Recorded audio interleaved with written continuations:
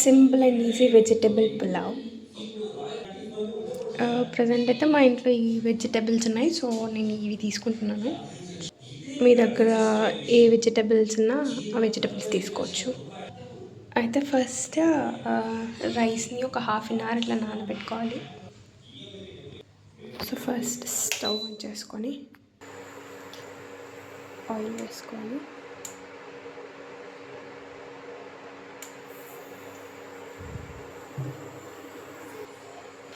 జీలకర్ర వేసేసుకుందాం.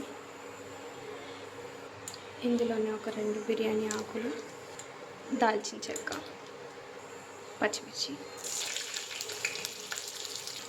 ఆనియన్స్ ఒకసారి మిక్స్ చేసేసుకొని ఇందులోనే అల్లం వెల్లుల్లి పేస్ట్ మిక్స్ చేసి కరివేపాకు, కొత్తిమీర ఒకసారి మిక్స్ చేసేసి పసుపు,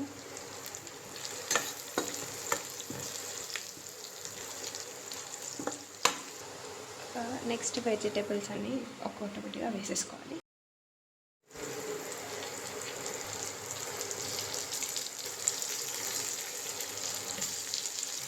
మిక్స్ చేసేసుకోవాలి.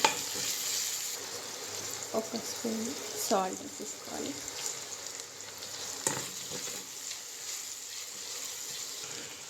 లిడ్తో కవర్ చేసేసి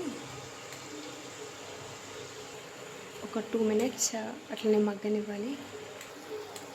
ఇప్పుడు ఒకసారి మూత తీసుకొని ఒకసారి మిక్స్ చేసి ఒక స్పూన్ కారం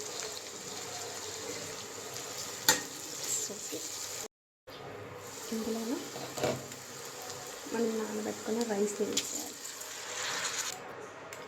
ఇట్లా మిక్స్ చేసేయాలి.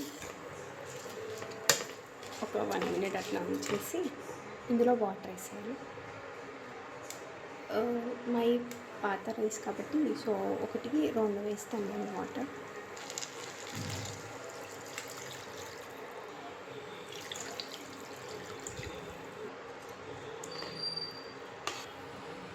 స్టవ్ ఆఫ్ చేసేసి